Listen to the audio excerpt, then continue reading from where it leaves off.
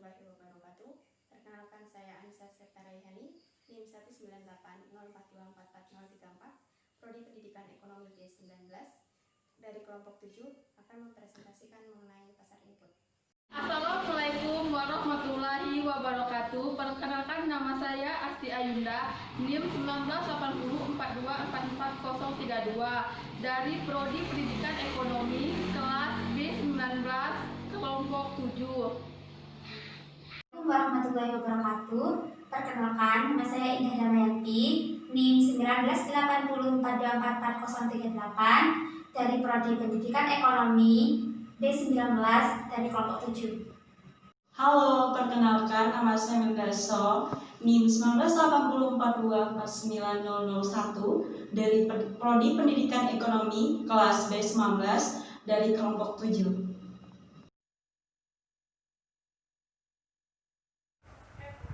Baik, di sini saya akan menjelaskan tentang pengertian pasar input.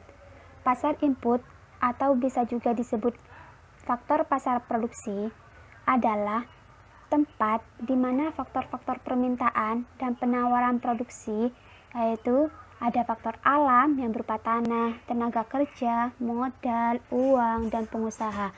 Intinya di sini faktor produksi itu adalah input yang digunakan untuk menghasilkan barang dan jasa. Selanjutnya adalah karakteristik pasar input. Di sini pasar input mempunyai beberapa karakteristik, yaitu di sini ada 7 karakteristik. Yang pertama adalah pasokan berasal dari konsumen, permintaan berasal dari produsen. Yang kedua, menawarkan faktor-faktor produksi termasuk alam, tenaga kerja, modal, dan pengusaha. Yang ketiga, hasil yang diperoleh dalam bentuk sewa, upah dan gaji, bunga dan keuntungan. Yang keempat, penawaran faktor produksi dapat bersifat monopoli, sedangkan permintaan bersifat kolektif. Yang kelima, pasar ini bukan fisik, tetapi merupakan suatu bentuk kegiatan. Yang keenam, di pasar input, permintaan dan penawaran dilakukan dalam jumlah besar. Yang ketujuh, jenis penawaran dan permintaan didasarkan pada produksi yang diperoleh. Berikutnya yaitu ada faktor produksi pasar input. Di sini ada 4 faktor. Yang pertama yaitu pasar tanah atau sumber daya alam. Yang kedua pasar tenaga kerja. Yang ketiga pasar modal. Yang keempat kewirausahaan. Yang dimaksud dengan pasar faktor produksi sumber daya alam yang berupa tanah, yaitu semua kekayaan alam yang terkandung dalam tanah, laut, dan udara atau sering disebut sumber daya alam. Selanjutnya, yang dimaksud dengan pasar faktor produksi tenaga kerja atau sumber daya manusia, yaitu faktor produksi tenaga kerja adalah semua tenaga kerja, baik jasmani maupun rohani, serta terdidik atau tidak terdidik, atau sering disebut dengan sumber daya manusia, yang melakukan kegiatan produksi barang atau jasa. Sumber daya manusia yang berkualitas akan dapat meningkatkan produktivitas. Selanjutnya, yang ketiga ada pasar faktor produksi modal. Yang dimaksud di sini adalah tempat ditawarkannya barang-barang modal atau kepentingan proses produksi. Pengertian barang modal tidak hanya berupa mesin-mesin atau peralatan saja, tetapi juga modal uang yang merupakan dana untuk membeli barang-barang modal. Di sini modal yang berupa uang diperoleh dari tabungan dan pinjaman yang nantinya akan digunakan untuk investasi. Terus, yang terakhir ada pasar faktor produksi pengusaha atau yang disebut dengan kewirausahaan. Faktor produksi pengusaha ini merupakan orang-orang yang berjiwa wira swasta atau mempunyai kecakapan dalam tata laksana perusahaan atau managerial skill. Selanjutnya adalah lead market atau juga bisa disebut dengan pasar tanah. Pasar tanah ini di mana masyarakat memiliki kebebasan dalam bertransaksi tanah banyak, diyakini akan memberikan kesejahteraan bagi seluruh pelakunya. Setiap kegiatan makhluk hidup di dunia ini bertumpu pada tanah. Bagi manusia merupakan tempat untuk melakukan semua aktivitas domestiknya. Jadi di sini lead market merupakan pasokan lahan merupakan pasokan inelastis yang sempurna karena jumlah lahan tidak tetap. Produsen mendapatkan keseimbangan saat MRP tanah sama dengan MCF. Harga tanah dipengaruhi oleh produktivitas tanah, lokasi tanah, status kepemilikan tanah. Yang dimaksud dengan produktivitas tanah di sini adalah dapat didefinisikan sebagai kemampuan tanah untuk memproduksi sesuatu spesies tanaman atau suatu sistem pertanaman pada suatu sistem pengolahan tertentu. Jadi di sini produktivitas tanah adalah ekspresi faktor tanah dan bukan tanah yang mempengaruhi hasil tanaman. Selanjutnya ada lokasi tanah, dan yang terakhir ada status kepemilikan tanah. Yang dimaksud dengan status kepemilikan tanah di sini adalah surat bukti atau bukti tertulis yang mendapatkan pengakuan hukum. Keseluruhan hak atas tanah dibukukan dalam bentuk sertifikat yang dikeluarkan oleh Badan Pertanaman Nasional, yaitu BPN. Selanjutnya adalah pasar tenaga kerja.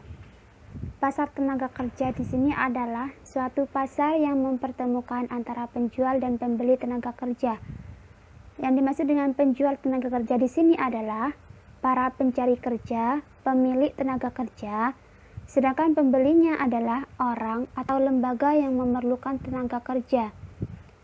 Atau bisa juga di sini pasar tenaga kerja diartikan sebagai suatu pasar yang mempertemukan penjual dan pembeli tenaga kerja. Sebagai penjual tenaga kerja di dalam pasar ini ialah para pencari kerja atau dalam kurung pemilik tenaga kerja.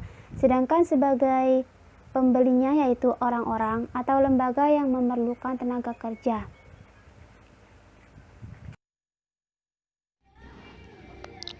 Demand of production factor dipengaruhi oleh harga input. Jika harga input naik, maka permintaan input akan menurun. Harga input lainnya terbagi menjadi pengganti dan pelengkap. Pengganti, permintaan input naik jika harga input B naik. Pelengkap, permintaan input A menurun jika harga input B naik. Permintaan output, jika permintaan pengeluaran naik, maka permintaan masukan juga naik.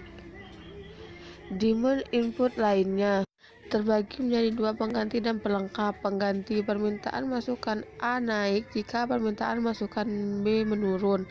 Pelengkap, permintaan input A naik jika permintaan input B naik. Marginal Productivity Theory. Marginal Productivity Theory sama dengan MC sama dengan MP. MC atau biaya marginal produksi, biaya yang dibayarkan oleh produsen saat menambah satu unit input. MP atau produktivitas marginal produk, produktivitas marginal dari penambahan produk diciptakan oleh faktor produksi atau input. MP sama dengan kurva permintaan dari input. Permintaan faktor produksi, harga faktor produksi yang lainnya terbagi menjadi dua, yaitu substitusi dan komplement. Substitusi saat berkaitan dengan sifat hubungan antar faktor produksi, permintaan terhadap suatu faktor produksi akan meningkat bila harga faktor produksi substitusinya makin mahal. komplement. Permintaan terhadap faktor produksi akan menurun jika harga faktor produksi komplemennya makin mahal. Kemajuan teknologi. Jika kemajuan teknologi dapat meningkatkan produktivitas, maka permintaan terhadap faktor produksi akan meningkat. Jika kemajuan teknologi dapat meningkatkan produktivitas tenaga kerja, maka permintaan tenaga kerja juga akan meningkat. Ini merupakan hubungan yang bersifat komplementer.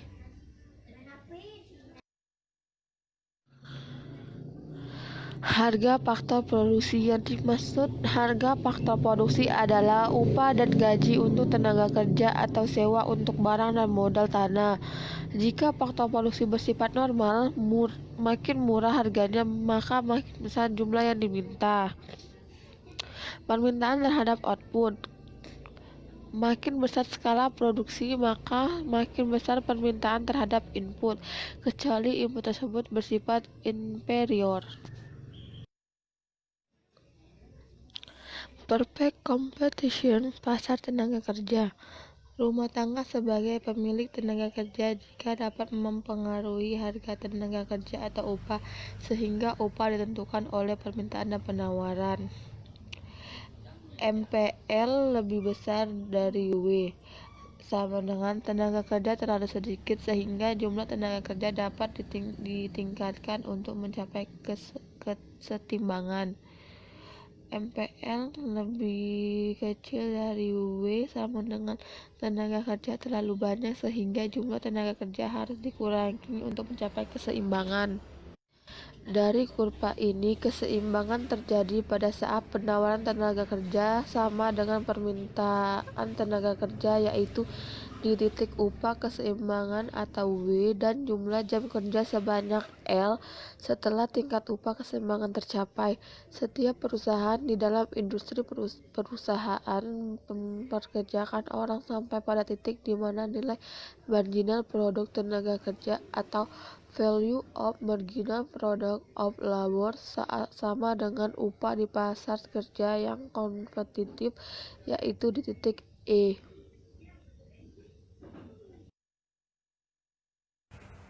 Selanjutnya adalah pasar tenaga kerja. Pasar tenaga kerja di sini adalah suatu pasar yang mempertemukan antara penjual dan pembeli tenaga kerja. Yang dimaksud dengan penjual tenaga kerja di sini adalah para pencari kerja, pemilik tenaga kerja, sedangkan pembelinya adalah orang atau lembaga yang memerlukan tenaga kerja. Atau bisa juga di sini pasar tenaga kerja diartikan sebagai suatu pasar yang mempertemukan penjual dan pembeli tenaga kerja. Sebagai penjual tenaga kerja di dalam pasar ini ialah para pencari kerja atau dalam kurung pemilik tenaga kerja. Sedangkan sebagai pembelinya yaitu orang-orang atau lembaga yang memerlukan tenaga kerja. Selanjutnya itu pasar tenaga kerja menurut Sani, di mana satu perusahaan versus banyak tenaga kerja. Pengertian satu perusahaan bukan berarti secara fisik, tetapi perusahaan-perusahaan tergabung dalam satu asosiasi perusahaan yang membuat perilaku seragam di antara anggotanya. Dengan demikian, perusahaan menurut Sani atau satu perusahaan tadi memiliki kekuatan nyata dalam pasar untuk menentukan tingkat upah. Dalam situasi ini, upah buruh atau pekerja sering berada di bawah tingkat produktivitasnya, atau dengan kata lain terjadi eksploitasi tenaga kerja. Seperti pada kurva ini terdapat di mana kurva MCL tidak lagi identik dengan kurva supply. Kurva MCL berada di atas kurva supply, sementara kurva demand tetap identik dengan MPL. Dalam pasar persaingan sempurna, keseimbangan akan terjadi ketika MCL sama dengan MPL, di mana upah sama dengan marginal produktivitas tenaga kerja. Sedangkan pada situasi pasar monopsoni, keseimbangan berada pada titik E, di mana upah sebesar W sedangkan penyerapan tenaga kerja adalah sebanyak L.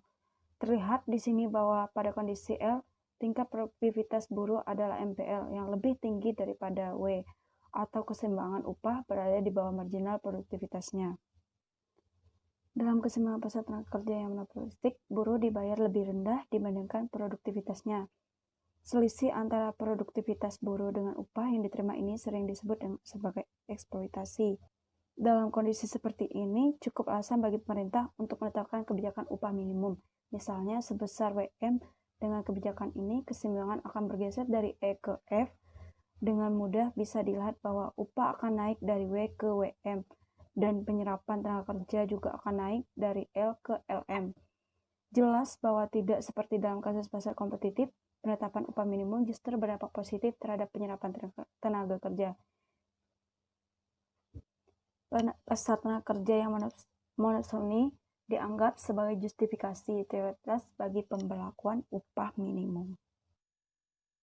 Selanjutnya itu pasar tenaga kerja monopoli, di mana banyak perusahaan versus satu tenaga kerja. Pasar tenaga kerja monopoli adalah struktur pasar dengan banyak perusahaan dan hanya satu tenaga kerja. Satu tenaga kerja berarti satu aliansi tenaga kerja yang memiliki kekuatan untuk menentukan derajat upah di pasar tenaga kerja. Pasar tenaga kerja monopoli dapat menyebabkan pengangguran. Baik, materi yang selanjutnya yaitu pasar modal.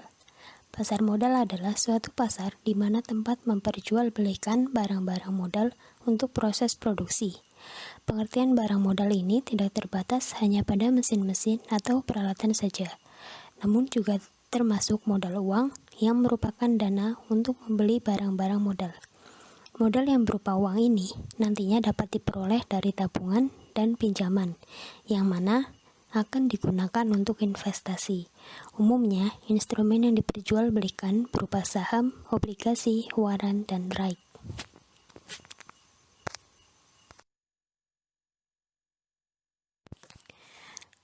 Yang selanjutnya, faktor penggeser kurva permintaan dan penawaran di pasar modal. Yang mempengaruhi kurva permintaan pada pasar modal yaitu apabila permintaan bergeser ke arah kanan, maka menandakan terjadinya kenaikan harga output dan kenaikan produktivitas marginal. Dan apabila permintaan ini kurvanya bergeser ke kiri, maka menandakan adanya turunnya harga input dan turunnya produktivitas marginal. Kemudian, faktor yang mempengaruhi bergesernya penawaran pada pasar modal. Yang pertama, apabila penawaran bergeser ke arah kanan, maka yang terjadi adalah turunnya biaya input pembuat perlengkapan dan adanya kemajuan teknis dalam membuat peralatan atau kemajuan teknologi. Kemudian apabila penawaran bergeser ke kiri, yang terjadi adalah adanya kenaikan biaya input untuk membuat peralatan.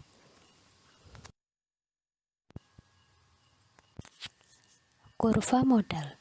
Pada kurva modal, diharapkan dengan adanya investasi, permintaan dan penawaran akan barang modal mengalami peningkatan, sehingga yang terjadi adalah kurva permintaan atau demand dan kurva penawaran atau supply akan bergeser arahnya ke arah kanan, seperti yang tertera pada gambar berikut ini, di mana dari kurva D menuju ke kurva D1.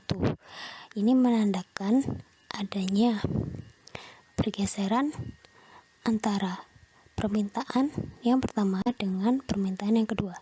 Kemudian demikian juga yang terjadi pada kurva supply atau penawaran, di mana yang asalnya terdapat di kurva S menuju kurva S1 dengan kuantitas barang dan dengan kuantitas barang yang berbeda, namun harganya sama.